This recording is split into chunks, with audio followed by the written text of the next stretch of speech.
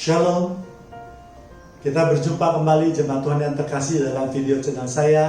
Dan pada kesempatan yang baik ini kita sama-sama akan belajar mengenai bagaimana serangan iblis itu bekerja. Dan ini akan nyata atau dapat kita rasakan kalau kita pernah mengalaminya, ya. Memang ini jauh lebih peka hati kita kalau kita pernah mengalaminya. Kalau kita hanya berdasarkan teori saja, kita membaca firman Tuhan, kita mendengar kesaksian-kesaksian orang lain, itu mungkin sangat mudah kita mengatakan kita siap menghadapi serangan iblis atau kita siap masuk ke dalam pencobaan. Ya, kita harus jaga-jaga, kita harus berdoa, kita harus bersekutu dengan Tuhan. Dan banyak teori-teori yang mungkin kita dapatkan dari kita membaca firman Tuhan maupun ketika kita mendengarkan firman Tuhan. Ya.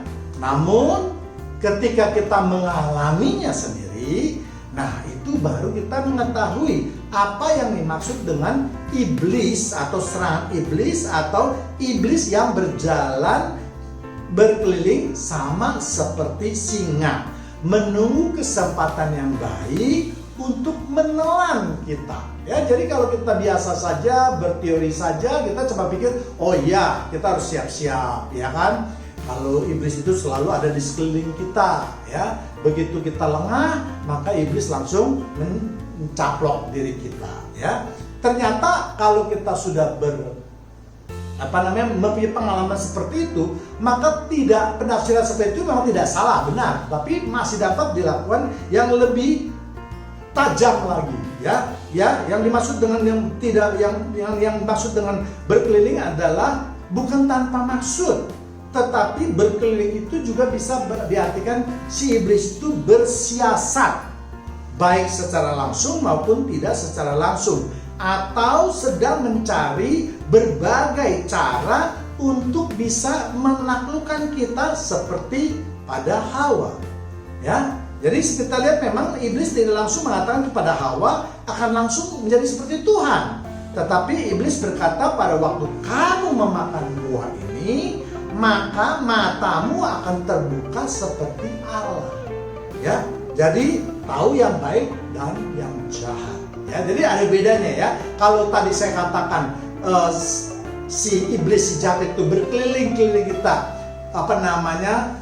menunggu bisa menelan kita, artinya kita yang lengah. Si iblis pasif, ya kan? Si iblis hanya menunggu aja. Kita harus berdoa, berjaga-jaga. Kalau kita lengah tidak berdoa, maka si iblis langsung menyerang. Tidak, ya. Tapi dalam pengertian lebih hebat, lebih baik, lebih tajam, si iblis ini aktif. Ketika dia berkeliling, dia tidak hanya menunggu kesempatan, tetapi dia juga mencari bagaimana caranya supaya dia bisa menjatuhkan manusia ke dalam dosa. Ya, jadi dia cari, oh ini nih kelemahan manusia ini di sini, maka dia akan masuk melalui sana. Jadi si iblis bisa aktif menjatuhkan manusia ke dalam dosa. Ya, dalam firman memang pada kesempatan ini saya akan mencoba untuk menggabungkan firman Tuhan dengan pencobaan atau pergumulan yang pernah saya alami. Tetapi saya ingin mengingatkan, ya, jangan melakukan apa yang buruk, ya, yang hampir pernah saya lakukan, tetapi ambillah hikmatnya atau perbuatan-perbuatan yang baik saja demi kelangsungan hidup kita bersama, ya. Janganlah juga menjadikan gosip, tetapi perhatikan, dengarkan dengan seksama. Mungkin akan berguna bagi kita semua ketika kita jatuh ke dalam pencobaan, atau minimal juga bisa menguatkan mereka yang berada dalam posisi atau masuk ke dalam pencobaan ini, ya. Memang mudah atau seringkali bahkan saya sadar bahwa masuk ke dalam pencobaan itu firman Tuhan mengatakan maka akan mendatangkan ketekunan dan akhirnya akan memberikan jalan keluar. Saya tahu, ya, memang lebih mudah diucapkan daripada dijalankan. Kalau teori semuanya kita tahu dan kita kelihatannya mudah untuk dijalankan. Tetapi apabila kita benar-benar mengalaminya, itu benar-benar tidak mudah, ya. Butuh suatu perjuangan yang luar biasa, ya. Yang tadi saya katakan, banyak orang di sana atau kita baca di media sosial, misalnya ada seseorang yang mengatakan, oh saya sedang masuk dalam pencobaan, ya kan, misalnya sekarang dalam masa COVID ini, ya, aduh saya sudah 6 bulan tidak mempunyai penghasilan karena ya saya sudah melamar ke sana kemari, tidak ada yang menerima. Dan memang keadaannya seperti ini, karena keadaan COVID semuanya sepi, jangankan menambah karyawan, bahkan mereka berusaha mengurangi karyawan, ya kan. Namun bagi orang yang belum pernah masuk ke dalam pencobaan seperti itu, mudah saja mengatakan, oh saudaraku sabar, Tuhan pasti buka jalan, ya. Memang itu tidak salah saya katakan, ya. Tetapi rasanya kita tidak berempati, itu hanya bersimpati saja. Karena memang kalau kita yang masuk dalam pencobaan, kalau kita tidak mempunyai penghasilan selama 6 bulan, nah itu tentu jauh lebih berat apa yang kita rasakan. Mari kita lihat di Lukas 4 ayat 3. Lalu berkatalah iblis kepadanya, jika engkau anak Allah, suruhlah batu ini menjadi roti. 7. Jadi jikalau engkau menyembah aku, seluruhnya ini akan menjadi milikmu. 9.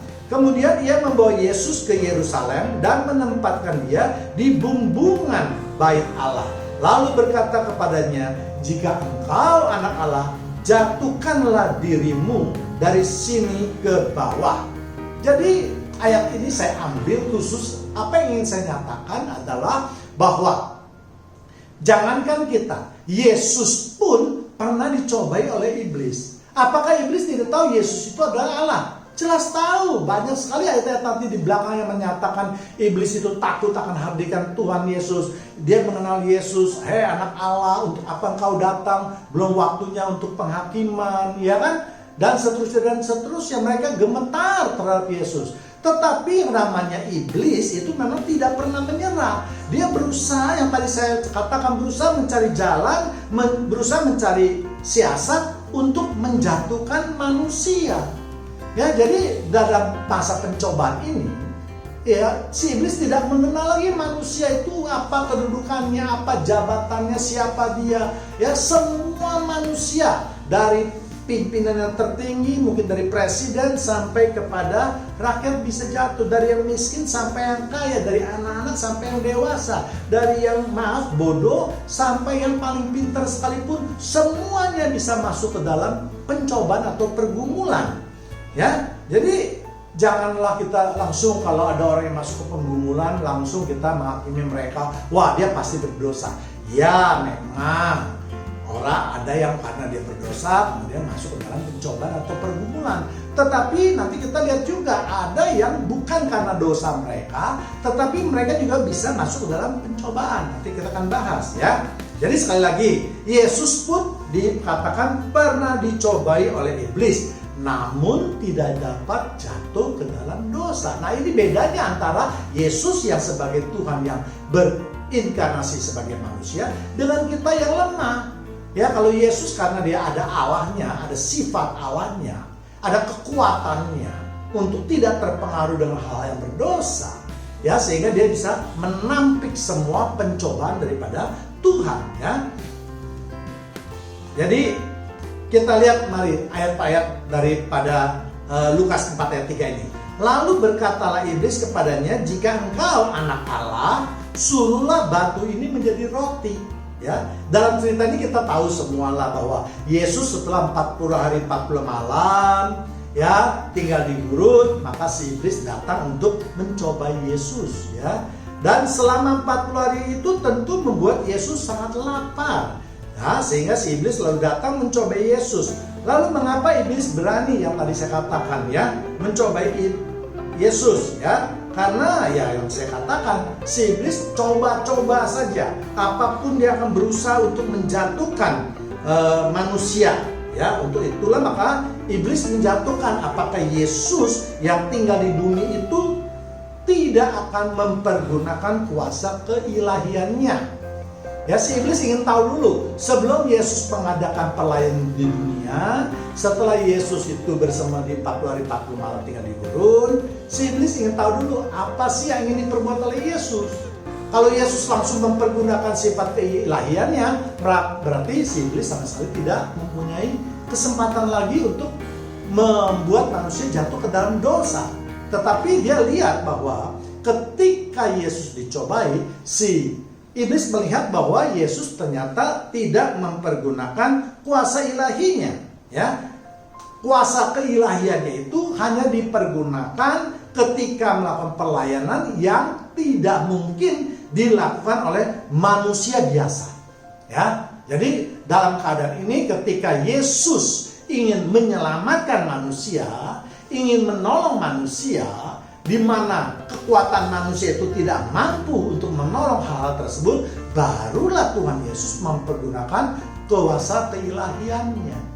Ya, jadi ini harus dipisahkan dulu, ya.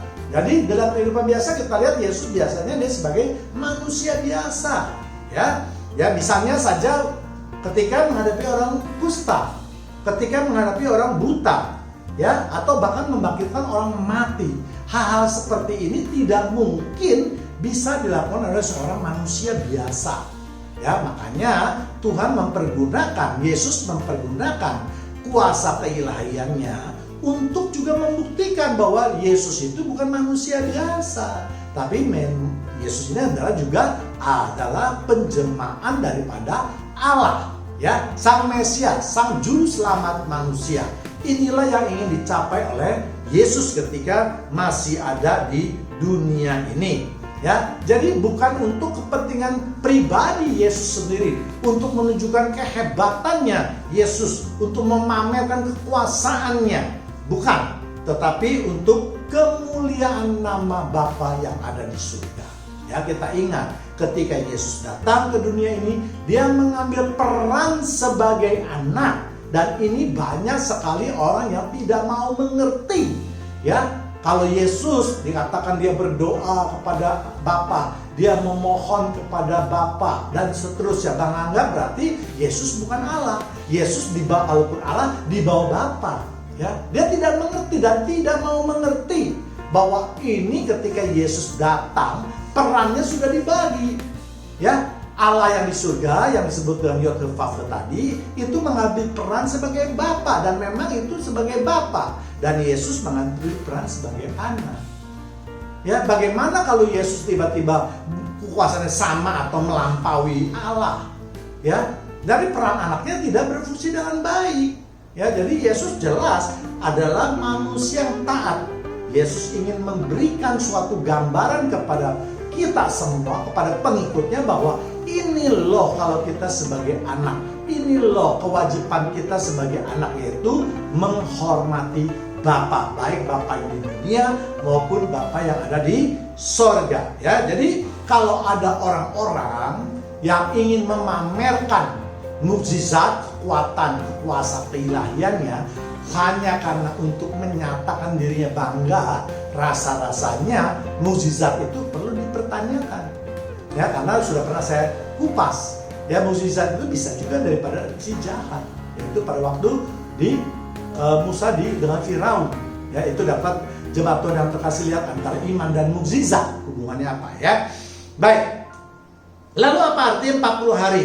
Ya, 40 hari itu yang mungkin diartikan misalnya bersemedi atau bertapa, ya. Ya, kita tahu lah kalau bersemedi atau bertapa pasti tidak makan dan tidak minum, menjauhi kehidupan dunia luar. Angka 40 ini melambangkan suatu simbol pencobaan yang berakhir dengan kemenangan atau penghakiman. Banyak contohnya mengenai angka 40 ini, misalnya yang pertama, dimulai dari zaman Nabi Nuh, di mana Tuhan menurunkan hujan dan semua sumber air selama 40 hari ke bumi. Setelah semua maksud Tuhan tercapai, maka keluarga Nuh dapat keluar dari Batra. Jadi selama 40 hari itu semua penghuni Batra mengalami ujian dan berakhir dengan kemenangan. Ya, jadi artinya bahwa semua isi Batra itu selamat sesuai dengan rencana Tuhan. Yang kedua, kita lihat misalnya Musa. Musa juga pernah tinggal 40 hari bersama Tuhan di Gunung Sinai, ya. Kemudian setelah itu Tuhan memberikan loh batu dengan maksud supaya bangsa Israel itu dapat diselamatkan. Ini juga ujian bagi Musa dan bangsa Israel sebelum menerima janji Tuhan. Yang kita lihat lagi Elia, ya, nabi yang melarikan diri dari kejaran Isabel, karena Nabi Elia berhasil mengalahkan dan membunuh nabi-nabi Baal dan akhirnya masuk juga ke gurun selama 40 hari. Sampai akhirnya Nabi Elia menghadap Tuhan di Gunung Horeb. Ya, ini juga berarti Nabi Elia memperoleh kemenangan dan diselamatkan oleh Tuhan. Dan masih banyak sekali contoh-contoh di dalam Alkitab yang menunjukkan bahwa setelah masa 40 hari itu diibaratkan dengan masa pengujian. Kemudian apa artinya gurun? Kita tahu gurun adalah penderitaan, ya. Karena dapat kita bayangkan kalau kita hidup di gurun dengan begitu panas, serba kekurangan semuanya, bahkan mungkin ada orang mengatakan tanpa kehidupan, ya. Ya, semua itu adalah dalam masa kekurangan, ya. Jadi kalau kita gabungkan arti 40 hari di gurun, artinya adalah pengujian ini cukup besar, pencobaan ini cukup besar, pengujian yang membutuhkan suatu perjuangan atau pengorbanan yang besar sebelum kita mendapatkan kemenangan. Ya, kemudian kita lihat ayat yang lain. Jika engkau anak Allah, suruhlah batu ini menjadi roti. Ini adalah intimidasi daripada si iblis.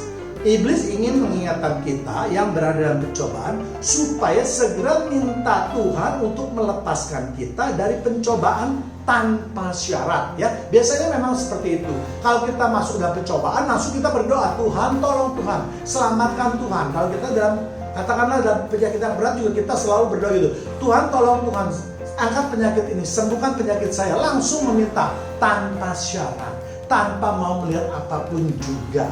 Ini memang yang dimaksudkan oleh iblis, ya, supaya pencobaan itu tercapai, ya. Jangan sampai kita masuk ke dalam dosa sesuai dengan keinginan si iblis, ya. Jadi si iblis memang membuat kita supaya tidak tahan terhadap itu. Si iblis ingin supaya maksud daripada pencobaan itu tidak tercapai, yaitu apa? Memperkuat iman kita.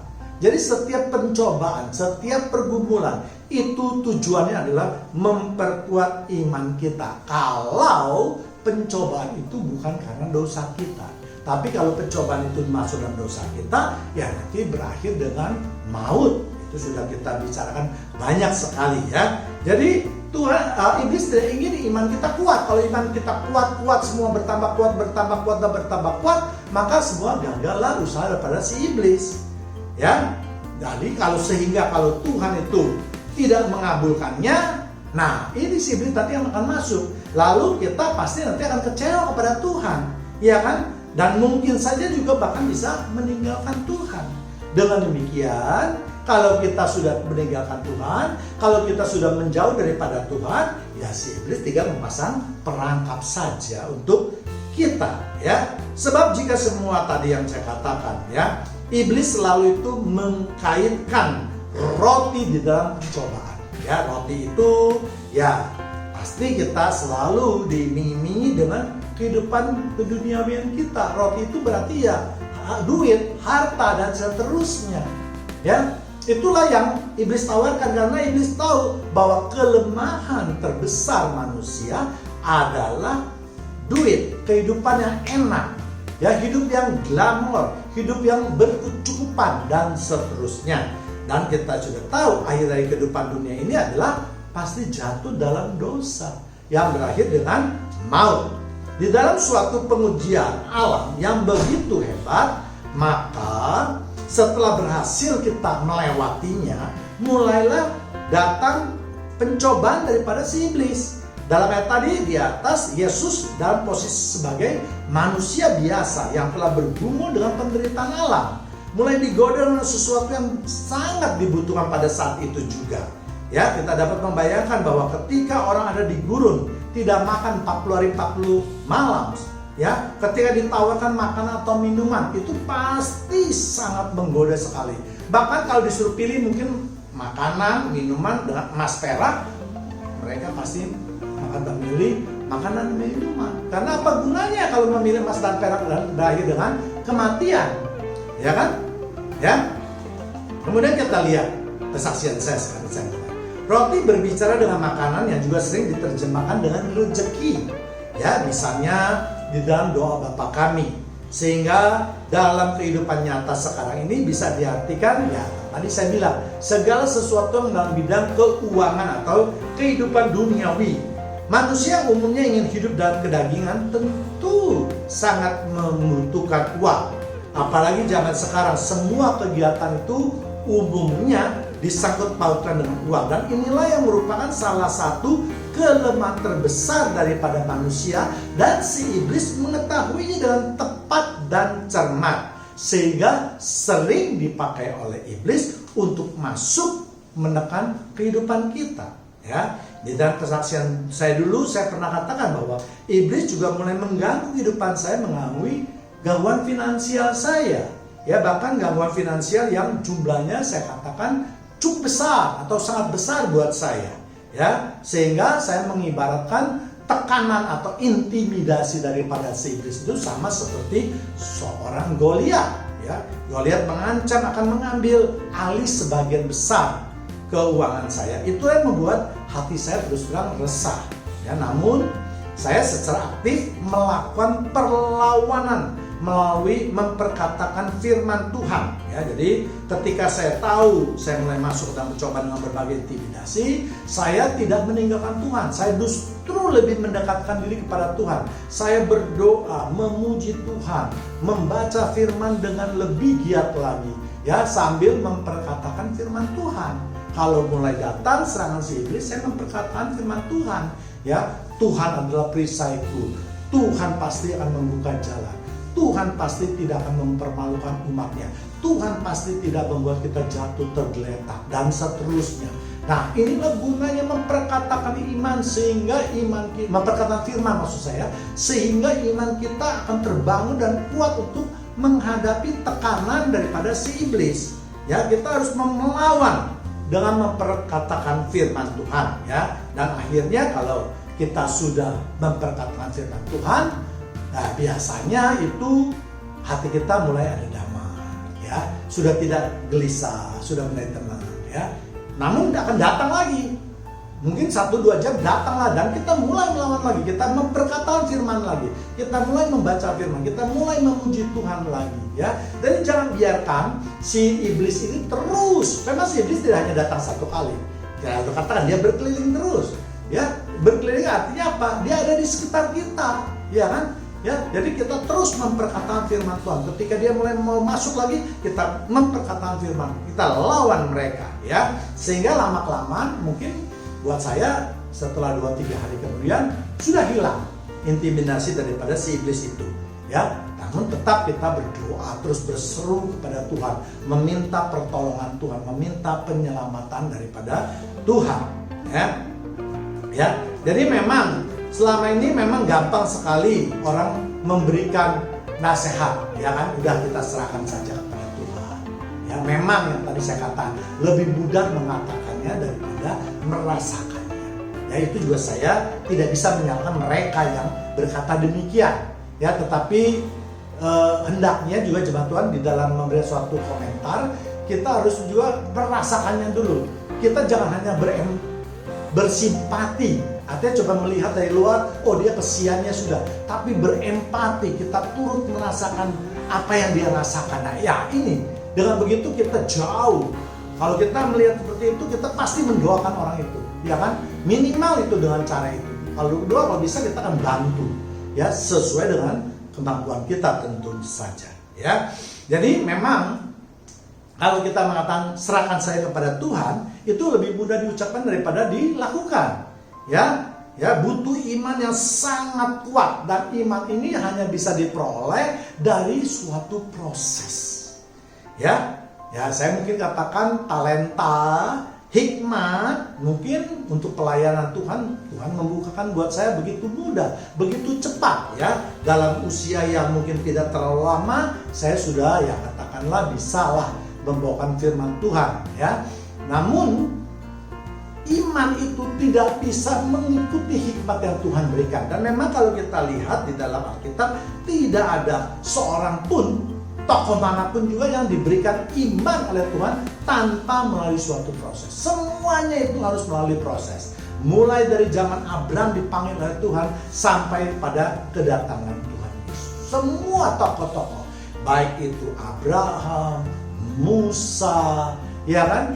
Kemudian Elia, Elisa, Daud, sampai Salomo, semuanya itu pasti masuk dalam suatu proses sehingga iman kita menjadi kuat. Ya, demikian juga kalau kita bisa baca lagi, ya Ishak misalnya, Sadrak Mesak Abednego, ya, yang harus melalui batu api, Daniel yang harus masuk ke dalam kandang singa, dan seterusnya ya. Jadi yang saya katakan tadi, banyak sekali tokoh-tokoh di dalam Alkitab juga memang masuk dalam pencobaan. Tujuannya apa? Menguatkan iman kita. Ya, jadi dalam kesaksian ini memang saya secara frontal saya melakukan perlawanan terhadap apa yang saya terima, ya. Saya merasa saya tidak boleh lemah, karena kalau semakin saya lemah, maka iblis akan masuk lebih kuat lagi. Untuk itu jemaat Tuhan yang terkasih, bagi mereka yang memang dalam masa pencobaan atau pergumulan, ya kita harus kuatkan terus, ya. Harus saling menguatkan, ya, baca firman Tuhan, dengar khotbah-khotbah yang bisa membangkitkan semangat kita, naikkan puji-pujian, karena itulah yang menyenangkan dan menyukakan hati Tuhan. Ya, kalau jangan permohonan melulu, karena permohonan melulu juga, ya bagaimana ya, Bapa yang di surga itu juga perlu kita senangkan sebelum Bapa yang ada di surga menyenangkan hati kita, ya. Jadi pujian dan penyembahan itu juga harus dinaikkan lebih sering lagi ketika kita masuk dalam atau ketika kita dalam pencobaan, ya. Dan tentu saja bukan berarti saya hebat, saya gagah, bukan. Saya hanya melakukan bagian saya. Ya, bagian kita manusia ketika masuk pencobaan bukan cuma duduk langsung berdoa, Tuhan tolong saya selesai. Ya, tapi kita harus melakukan bagian kita. Apa? Bukan menyelesaikan masalah itu, bukan. Ya, menguatkan kita terus berdoa, memohon kepada Tuhan, menaikkan pujian penyembahan yang tadi saya katakan. Nah, itulah yang harus kita lakukan. Di sanalah kekuatan kita harus terus kita pelihara. Ya, jangan pernah merasa cukup selama pencobaan itu atau selama damai sejahtera kita itu belum datang. Selama hati kita gelisah, takut, gentar, gemetar, maka pujian penyembahan, firman Tuhan, memperkatakan firman Tuhan ini harus dilakukan.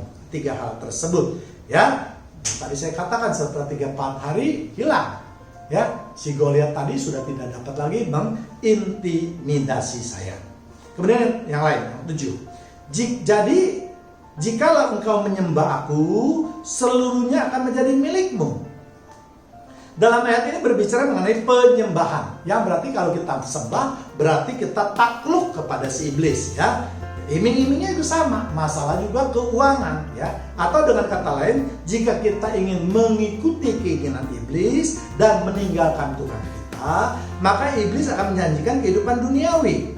Ini memang juga tidak mudah untuk dilawan, ya. Selalu hati dan pikiran kita, karena ya kita memang hidup di dunia ini, kita membutuhkan. Seringkali memang tidak usah munafik, saya juga berpikir begitu, ya, bahwa kalau kita mempunyai duit yang banyak, yang lebih, tentu akan memudahkan segala-galanya, memudahkan hidup kita, memudahkan pelayanan kita, memudahkan kita membantu orang lain, dan seterusnya, ya. Ya, jelas ini pastilah kalau disebutkan uang itu memang umumnya menjadi prioritas manusia. Ya, siapa sih yang saya katakan tadi tidak ingin hidup enak? Semua yang dipikirkan bisa diwujudkan sehingga hidup bisa tanpa beban, ya kan? Apalagi banyak slogan lagi, kapan lagi kita bisa hidup enak di dunia ini? Ya kita tidak usah memikirkan hal-hal yang terlalu jauh yang menyebabkan kita jatuh dalam dosa terlebih dahulu. Untuk membuat hidup kita nyaman saja, memang kita membutuhkan uang, ya. Kemudian yang lain kita lihat yaitu menyembah iblis bisa juga berarti meninggalkan Tuhan. Dan ini yang paling tidak disukai oleh Tuhan. Kita lihat ya, bangsa Israel jatuh bangun itu ya karena penyembahan berhala ini, ya. Ketika mereka sudah mulai bersungut-sungut, mereka lupa Tuhan, mulai mereka menyembah Baal, menyembah patung-patung dan seterusnya. Ya, memang yang saya katakan, si iblis tidak mengatakan langsung kepada kita, tinggalkan Tuhanmu dan ikutlah aku atau sembahlah aku. Ya, tetapi si iblis memenggal kalimat yang terakhir saya biasanya, ya, sehingga sembahlah aku. Ya, jadi bagi mereka yang tidak waspada, coba pikir, ya saya sembah kamu, sembahlah. Ya, maka mereka bisa menyembah. Padahal firman Tuhan mengatakan kita tidak bisa mengabdi kepada dua mamon. Ya, kita harus memilih salah satu, menyembah Tuhan, meninggalkan si iblis, karena Allah dan iblis ini tidak pernah bisa menjadi satu. Ya. Kemudian yang kesaksian kedua yaitu, jadi di akhir kesaksian tadi saya sudah katakan bahwa saya walaupun masih dalam pergumulan, masalah saya belum selesai, tetapi intimidasi daripada si jahat itu sudah tidak bisa lagi mempengaruhi damai sejahtera kita. Ini yang penting di dalam kehidupan kita sehari-hari. Ya, seterusnya kita serahkan kepada Tuhan, karena memang kita tidak mampu lagi melawan cobaan tersebut. Yang bisa kita lakukan adalah meminta atau memohon pertolongan kepada Tuhan. Ya. Namun saya katakan ternyata pencobaan kedua itu datangnya bisa lebih dahsyat lagi daripada pencobaan yang pertama. Ya, iblis tahu bahwa finansial tadi sudah tidak bisa menggoyahkan saya lagi, tetapi dia mulai masuk ke dalam iman percaya saya. Ya, yaitu dia tidak langsung masuk dalam iman saya mengganggu saya, dia bisa melalui orang lain, yaitu masuk dalam keluarga saya. Ya, pertama-tama jelas saya tidak tahu, saya tidak menyadarinya. Ya, kemudian setelah saya sadar, saya tahu bahwa sebenarnya masalah keluarga ini juga tidak terlalu besar, namun kenyataannya dapat dijadikan api yang besar oleh si iblis. Ya, banyak sekali keluarga-keluarga Kristen yang ketika masuk dalam pencobaan, ya, mereka justru dapat dengan mudah ditaklukkan oleh iblis. Nah, ini bagi jemaat Tuhan yang terkasih, bagi mereka yang sedang masuk dalam pencobaan melalui keluarga, ini justru kita harus hati-hati. Semua pihak harus secara sadar dan secara bersama-sama untuk mendukung, menguatkan, menyokong satu sama lainnya. Namun sayangnya justru banyak masalah di dalam keluarga ini, si iblis ketika masuk pencobaan dalam keluarga, banyak keluarga yang terpecah-pecah, ya, mengutamakan ego, sehingga keluarga ini akan justru menjadi bubar. Ya, justru dalam kesempatan ini saya ingin ingatkan bahwa justru ini yang salah. Ketika kita masuk dalam pencobaan keluarga, justru keluarga yang harus bersatu, ya, menghadap ujian bersama, berdoa bersama, memperkatakan firman bersama, ya, sehingga menjadi suatu kekuatan yang lebih besar lagi. Ya, seringkali justru ketika keluarga itu masuk, banyak sekali orang misalnya yang mengatakan, ya ngapain pelayanan, toh lihat aja hidup kita, bukannya tambah baik, tambah susah, ya kan, sehingga lalu menyalahkan pelayanan. Hati-hati, itu juga pernah saya alami, ya, jemaat Tuhan yang terkasih, ya banyak sekali, karena saya juga menyadari bahwa pelayanan itu memang tidak membawa kehidupan keduniawian kita. Pelayan itu merupakan suatu pengorbanan kita di dunia ini dan upah kita nanti di surga. Ya, jadi jangan banyak juga jemaat Tuhan, pengkhotbah atau pendeta yang mengharapkan bahwa pelayanan kepada Tuhan itu upahnya di dunia, yaitu berupa materi. Tidak, upahnya itu nanti kita terima di surga. Ya, ini supaya jelas dulu, ya. Ya, jadi memang ketika memang dalam pencobaan kita bisa lemah, ya. Apalagi saya terus terang belum punya pengalaman waktu itu. Ya, jadi ketika masuk pencobaan, ya saya merasa pelayanan saya ini gagal, ya, karena saya pikir, ya masa sih kalau pelayanan kita baik, Tuhan memberikan pencobaan seperti itu, ya. Tapi bisa saja terjadi seperti pada Ayub, ya. Tapi saya waktu itu tidak berpikir apakah Ayub bisa seperti Ayub, jauh daripada Ayub, ya. Jadi ya lebih baik waktu itu saya mungkin sampai mempunyai pemikiran saya mengundurkan diri dari pelayanan, ya. Nah, ini yang saya sebut perbuatan saya kurang baik dan tidak boleh ditiru, ya. Ya, saya berpikir bahwa saya lebih baik melayani, mundur dari pelayanan. Karena apa? Karena saya pikir, ya saya percuma berkhotbah di mimbar, ya kan, tetapi saya tidak dapat melakukan firman Tuhan, ya. Tapi saya menyadari bahwa saya ini memang lemah, dan memang kalau kita bandingkan antara si jahat, yaitu dia merupakan malaikat yang telah dibuang ke bumi, dengan manusia itu memang malaikat lebih tinggi derajatnya daripada manusia, ya. Nah, ini yang menjadi kadang-kadang di dunia luar di sekeliling kita juga bisa menjadikan kita lemah, ya. Sasaran tembak, ya. Wah, si pengkhotbah kok begini sih, si khotbah kok begitu sih, kok masuk ke dalam cobaan dan seterusnya. Ya, jadi saya ingin ingatkan, memang dalam pencobaan itu kadang-kadang bertubi-tubi datangnya, dan namun kita tetap berserah kepada Tuhan. Apapun yang kita pikirkan, apapun yang kita rencanakan, kita semua serahkan kepada Tuhan. Nanti kita lihat apa tindakan Tuhan terhadap rencana-rencana manusia saya ini. Ya, memang sebagai manusia yang tadi saya katakan, ketika kita lemah kita bisa keluar dari firman Tuhan, ya. Walaupun tidak terlalu jauh, ya, atau yang melakukan hal yang buruk, tetapi hal-hal yang tidak seharusnya kita lakukan bisa terfikir di dalam kehidupan kita, ya. Jadi waktu itu memang saya pikir daripada mendatangkan banyak masalah, ya lebih baik saya mundur dari gereja.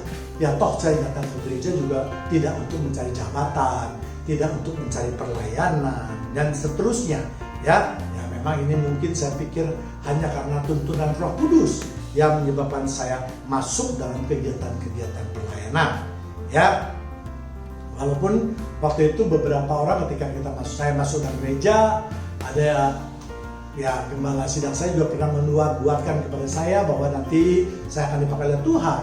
Pada waktu itu terus saya terpikirkan tidak, bahkan mungkin saya bisa seperti Sarah, ya, ketika Sarah mendengar akan mengandung, dia tertawa. Saya juga demikian, ketika saya dinubuatkan akan dipakai Tuhan untuk melakukan pelayanan, saya juga dalam hati tertawa, ya. Saya cuma mengatakan tidak mungkin lah Pak, saya tidak pantas menjadi pelayan Tuhan waktu itu. Tetapi ternyata di dalam pelayanannya, Roh Kudus menuntun saya perlahan-lahan sampai pada tahap sekarang ini, ya. Jadi ketika masuk dalam percobaan, tetap saya tidak melakukan tindakan yang brutal, yang kotor, ya. Tetapi saya tetap mempergunakan semua waktu saya untuk pelayanan, ya. Nah, tadi saya bilang saya berdoa, saya membaca firman Tuhan, saya melakukan pujian penyembahan, bahkan saya juga tetap menulis firman Tuhan, ya. Saya menulis firman Tuhan. Memang anehnya ini, ya, walaupun pikiran saya udah mulai ada rencana gitu untuk mengundurkan diri dari pelayanan, tetapi ketika saya menulis firman Tuhan justru berjalan dengan lancar. Semua apa yang ingin saya tulis itu dibimbing oleh Roh Kudus, sehingga saya dapat membuat firman Tuhan itu dengan lancar tanpa kesulitan apapun juga, ya. Jadi memang inilah bedanya kalau kita mempergunakan waktu kita ketika kita dalam pencobaan lalu kita melakukan hal-hal yang buruk, yang jelek, atau ketika kita masuk dalam pencobaan kita tetap mendekatkan diri kepada Tuhan, ya. Ya, saya bersyukurlah yang saya katakan, walaupun pelayanan saya ini belum lama, baru seumur jagung, tetapi saya masih tetap terus bisa di dalam Tuhan ketika masuk dalam pencobaan. Walaupun terus terang saya rasakan bahwa pencobaan yang kedua ini berat sekali, ya. Kalau yang pertama saya bisa lawan, yang kedua ini saya berasa benar-benar KO. Jatuh, saya tergeletak, ya. Tetapi memang saya katakan tergeletak, tetapi tidak tergeletak benar, tapi benar-benar ya sudah tidak mempunyai kekuatan lagi. Walaupun yang tadi saya katakan, saya tetap melakukan ketiga hal tadi, ya. Tapi Tuhan yang terkasih, ternyata Tuhan memang mempunyai banyak cara untuk menolong umatnya, ya. Firman Tuhan mengatakan bahwa Tuhan mempunyai banyak cara untuk menolong umatnya. Rencana Tuhan, rancangan Tuhan jauh di atas rancangan manusia, dan firman itu pun dipenuhinya, ya. Saya berniat untuk melakukan pelayanan, tetapi ternyata rencana Tuhan lain, ya. Wah, saya tidak mempunyai rasa dendam, rasa iri, rasa kecewa, marah kepada siapapun juga, apalagi kepada Tuhan, ya. Karena banyak juga saya dengar bagi beberapa orang yang masuk dalam pencobaan tidak sesuai dengan kehendaknya, tidak sesuai dengan doanya, lalu marah kepada Tuhan, ya. Dan ini yang tidak boleh kita lakukan, ya. Ternyata tangan Tuhan itu bekerja dengan lembut, ya. Dia menuntun saya perlahan-lahan selangkah demi selangkah saya dipulihkan hidup saya, ya. Dia mengangkat saya dari tempat untuk bangkit kembali, ya. Dia mengangkat perlahan-lahan, ya.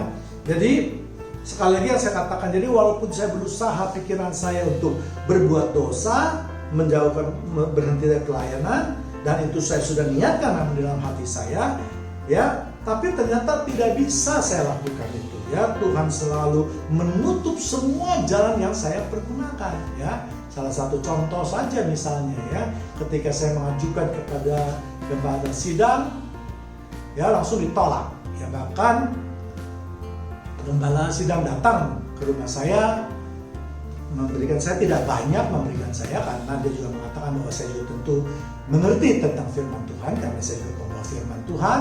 Namun apa yang harus saya lakukan itu harus dilakukan. Dan sore harinya itu saya dipulihkan oleh Roh Kudus. Saya langsung juga ke gereja pada saat itu juga, ya. Saya tidak mengeraskan hati saya, ya. Jadi inilah saya katakan, tuntunan Roh Kudus itu berjalan, walaupun secara perlahan-lahan dipulihkan, ya. Kalau mengatakan apakah saya malu setelah saya umumkan bahwa saya mengundurkan diri, ya saya malu sebenarnya, ya. Tapi saya lebih malu lagi kepada Tuhan kalau saya menjauhkan diri saya kepada Tuhan, ya. Jadi saya tidak mau juga iblis menguasai saya, tetapi saya ingin juga Tuhan terus menuntun hidup saya agar saya keluar daripada pencobaan yang kedua ini, ya. Memang saya katakan bahwa tuntunan Roh Kudus itu yang berbicara lembut itu harus mendapatkan perhatian kita, ya. Kita memohon perhatian dan kepekaan hati kita. Itulah gunanya kita berdoa, memuji Tuhan, membaca firman Tuhan agar terus hati kita dibersihkan, ya. Jangan sampai ada, walaupun pikiran itu datang langsung dibersihkan, walaupun pikiran itu yang jahat datang, yang berdosa datang, langsung dibersihkan, sehingga pikiran itu tidak menghantui kita terus-menerus. Roh Kudus akan bekerja kalau kita terus mengeraskan hati kita, terus kita menjauhkan diri kita kepada Tuhan. Nah, ini kesempatan si iblis untuk menjatuhkan jerat kepada kita, ya. Oke, jadi saya lanjutkan. Dan bahkan ketika saya menyadari kekeliruan saya juga dibukakan mengenai akan pengenalan Tuhan, ya. Saya merasa berdosa terhadap Tuhan. Terus terang saja, saya sampai saat ini sebenarnya masih juga menganggap, waktu itu saya menganggap Allah yang saya sembah adalah Allah yang adil, Allah yang tegas, gitu, ya. Kalau kamu dosa, ya kamu dihukum tegas, ya, hukumannya, gitu, ya. Karena ya kita membaca di Perjanjian Lama, ya. Memang kita tahu Tuhan Yesus mengasihi bla bla bla bla bla bla. Tapi yang saya katakan tadi, lebih mudah mengatakannya daripada melakukannya, ya. Jadi Tuhan bekerja pelan-pelan, Roh Kudus bekerja pelan-pelan. Malah Tuhan bukakan hati saya, terus saya diingatkan segala firman Tuhan yang sifatnya lembut, seperti misalnya anak yang hilang, ya kan, anak yang sudah berdosa pada bapaknya tetap diterima, bahkan diadakan pesta, disambut dengan begitu meriah, tangan terbuka. Demikian juga Tuhan kita, ya. Itulah yang membuat saya tetap semangat, tetap terus maju dalam pelayanan saya, ya. Tuhan ingatkan, Tuhan kita juga adalah pemaaf, ya. Jadi hal-hal lembut itulah yang terus bekerja di dalam hati kita. Jauh dari pikiran saya ada Tuhan yang tegas, Tuhan yang menghukum, dan seterusnya. Dan akhirnya kembali saya juga bisa bangkit daripada pencobaan saya yang kedua itu, ya. Semuanya sudah dipulihkan, hubungan keluarga juga sudah dipulihkan. Dan tetap saya mengingatkan bahwa iblis memang tidak bekerja langsung menghantam iman kita. Dia banyak sekali melalui cara-cara lain, bisa melalui anak kita, bisa melalui pasangan kita, bisa melalui mertua kita, dan seterusnya. Atau bisa melalui bahkan teman-teman kita, saudara-saudara kita, ya. Jadi disinilah peran kita untuk melihat secara jernih apa yang terjadi dalam keadaan kita sekarang ini. Baik, kemudian kita lihat yang ke-9. Kemudian ia membawa Yesus ke Yerusalem dan menempatkan dia di bumbungan bait Allah. Lalu berkata kepadanya, jika engkau anak Allah, jatuhkanlah dirimu dari sini ke bawah. Ya, ayat ini juga mengingatkan kepada saya, walaupun 2 pencobaan itu sudah berhasil saya lalui berkat kemurahan Tuhan, berkat pertolongan Tuhan, tetapi saya harus ingat terus, saya harus berjaga-jaga, saya harus waspada. Jangan menganggap enteng semua serangan iblis ini, ya. Karena saya sudah tadi katakan bahwa kekuatan manusia itu kalah dibandingkan dengan kekuatan iblis. Jadi kita memang perlu pertolongan Tuhan di dalam kehidupan ini. Ya, ini juga yang membuat saya lebih yakin bahwa pelayanan adalah salah satu cara untuk mendekatkan hidup kita kepada Tuhan. Kita bisa lebih mengerti mengenai keinginan Tuhan di dalam kehidupan kita. Namun dalam ayat ini ya juga berbicara bahwa jangan mencobai Tuhan. Tetapi saya mendapatkan sisi yang lain, yaitu suatu ancaman keselamatan. Tentu yang dimaksud dengan keselamatan di dunia ini, karena si iblis tidak memiliki kuasa tentang keselamatan di surga. Ya, jadi saya merasakan bahwa intimidasi itu akan datang lagi melalui keselamatan di dunia ini, yaitu kematian jasmani. Ya, entah mulai cari apa atau prinsipnya bagaimana, saya tentu tidak tahu. Ya, tapi beberapa saat kemudian saya rasakan saya masuk kembali dalam pencobaan yang cukup besar. Ya, ternyata si iblis menyerang kesehatan saya. Ya, walaupun sebenarnya 2-3 bulan sebelumnya saya memeriksakan diri ke lab dan ternyata semuanya laporan fine atau cukup oke. Ya, cuma ada sedikit saya triglycerid yang di atas sedikit normal. Ya, tetapi saya tidak tahu mengapa tiba-tiba saya bisa mengalami serangan jantung yang cukup hebat, yang saya tidak pernah alami sebelumnya. Ya, saya banyak mendengar bahwa kalau orang mendapatkan serangan jantung, biasanya itu mereka dimulai perlahan-lahan, ya, mulai dari taraf dini sedikit-sedikit sakit di pembuluh darahnya, sakit, makin lama makin berat, makin lama makin berat, baru akhirnya mendapat serangan jantung. Tetapi saya tidak merasa hal semua itu. Saya melakukan kegiatan hal seperti biasa saja, semua ya normal, ya. Namun tiba-tiba saya bisa mendapatkan serangan jantung. Dan ini saya pikir tentu tidak biasa. Bahkan saya harus dirawat di ICU beberapa hari. Ya, orang-orang pelayanan atau orang gereja jemaat Tuhan yang lain juga merasa kaget bahwa saya kok dalam keadaan sehat, tidak pernah sakit, yang paling sakit bertahun-tahun paling flu, batuk yang ringan-ringan saja. Saya tidak pernah mengalami sakit yang berat, dan serangan jantung ini merupakan sakit yang pertama yang membuat saya harus masuk ke dalam perawatan ICU, ya. Tapi saya terus berdoa kepada Tuhan supaya saya dapat dipulihkan oleh Tuhan, ya kan? Walaupun saya sebenarnya harus diring, tetapi berkat kemurahan Tuhan, kebaikan Tuhan mendengar doa saya tidak perlu diring, dan sampai saat ini jemaat Tuhan yang terlihat yang terkasih, saya masih dalam keadaan sehat. Ya, seharusnya dari tahun kemarin bulan April yang lalu saya sudah harus memeriksakan diri ke rumah sakit, namun karena COVID terpaksa saya tunda karena saya takut daripada nanti di COVID dengan penanganan COVID yang tidak steril, yang kurang baik, saya anggap justru akan membawa saya pada masalah kesehatan saya. Ya, tapi sekali lagi saya ingatkan bahwa memang itulah serangan si iblis, ya. Sungguh luar biasa, ya. Serangan yang dilakukan oleh iblis, satu kali tidak mempan, dia hantam lagi, sekali lagi tidak mempan, dia hantam lagi ketiga kali, ya. Nah, tentu maksud si iblis dengan adanya gangguan kesehatan tersebut, maka diharapkan saya juga mundur dari pelayanan, dan memang saya terpaksa harus memundurkan diri dari pelayanan selama beberapa bulan karena untuk pemulihan kesehatan saya, gitu ya. Tapi ternyata untuk menghentikan selamanya itu si iblis gagal, karena saya justru sekarang lebih giat lagi melakukan pelayanan melalui YouTube ini, ya. Jadi terima kasih Tuhan Yesus yang sudah terus melindungi hambanya, yang terus menjaga hambanya yang hina ini, ya. Kemudian saya juga ingin ingatkan, saya juga tidak tahu lagi apa yang akan terjadi di kemudian hari, ya. Namun yang saya tahu, saya tetap harus waspada, saya harus jaga-jaga dan berserah diri, memohon pertolongan dan perlindungan daripada Tuhan. Ya, memang iblis mengetahui kelemahan saya, mengetahui kelemahan manusia dengan persis. Namun saya juga yakin bahwa Tuhan yang telah menyelamatkan saya, Tuhan yang telah melindungi saya juga akan membebaskan saya dari intimidasi iblis yang akan datang.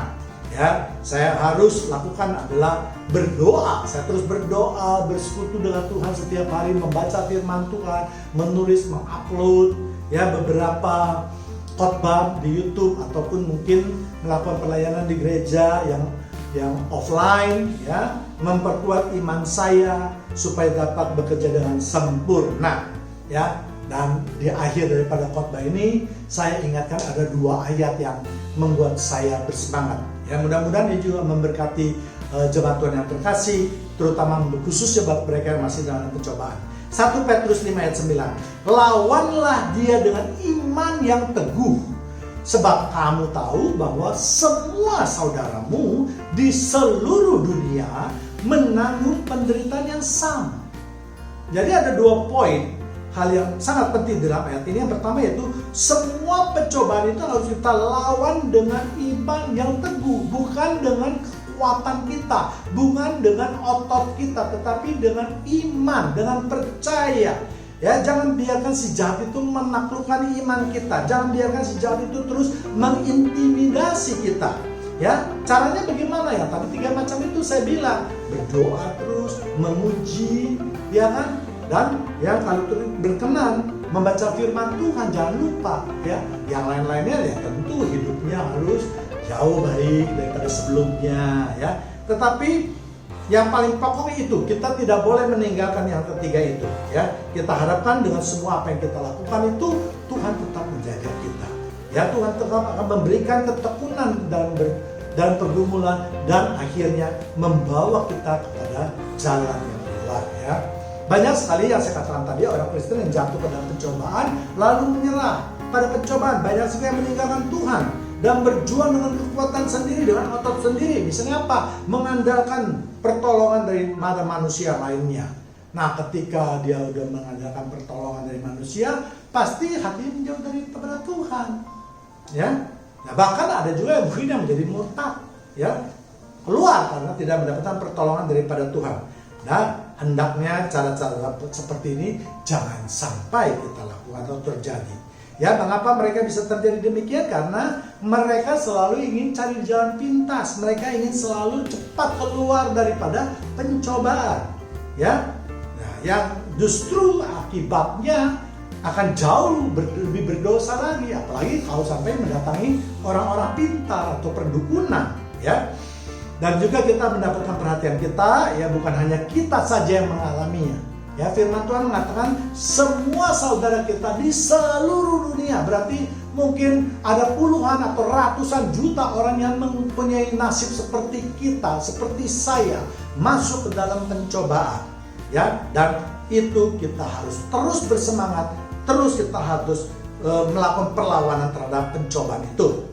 Kemudian yang kedua ayat yaitu Filipi 1 ayat 21. Karena bagiku hidup adalah Kristus dan mati adalah keuntungan. Ya, Rasul Paulus juga saya rasa pernah mengalami hal yang sama. Ketika perjuangan hidupnya sudah begitu berat, ya, sudah tidak lagi memikirkan kehidupan duniawi, maka ayat ini bisa ditulis. Ya, jadi ayat ini merupakan penyerahan diri yang total kepada Tuhan, terserahlah, berserah kepada Tuhan. Nah, ini ayatnya.